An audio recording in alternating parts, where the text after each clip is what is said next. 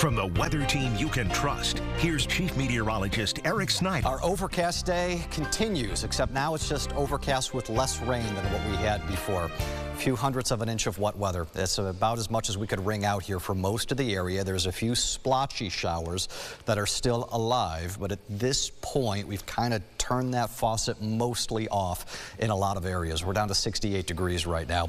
Dew point still at 64. Humidity is up. We've got a lot of low-level moisture, which is why your scene still looks like that. It looks like it wants to continue to rain here, but without the forcing, not so sure that's going to really happen for the remainder of the night. This will be a very slow process to scour out that low-level moisture.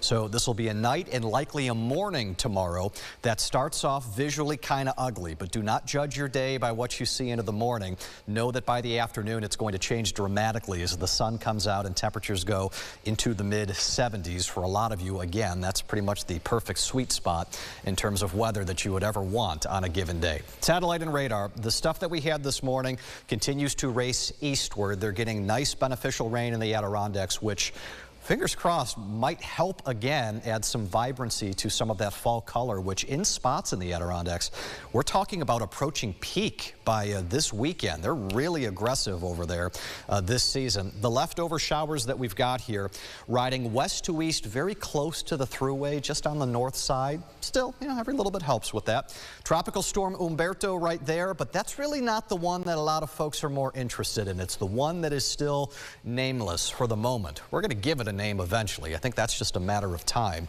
That blob is soon to be Imelda, and it is where Imelda could ultimately go that is of more intrigue to the southeast United States. We're going to have a pair of tropical systems awfully close to one another, but only that westward one is the one that could get a little squirrely here in the southeast United States.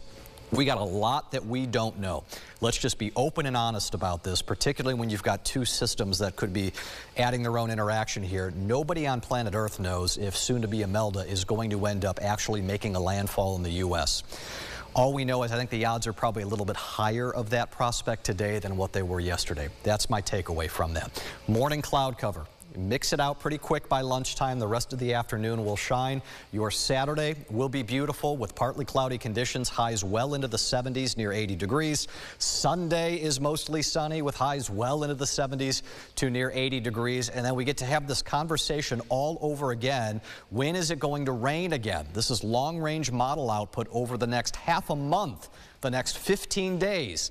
That's helpful. That's rain. All that brown stuff is leaning well below average again in the rainfall department. So you better believe it. We're going to be showing a lot more of that drought monitor moving forward here. It's a beautiful 8-day forecast otherwise with warm sunshine for most of those days. Get the Rochester First streaming app today for everything you love from News 8 On Demand, plus exclusive shows you won't see anywhere else. Search ROC and download for free on Roku, Amazon Fire, and Apple TV.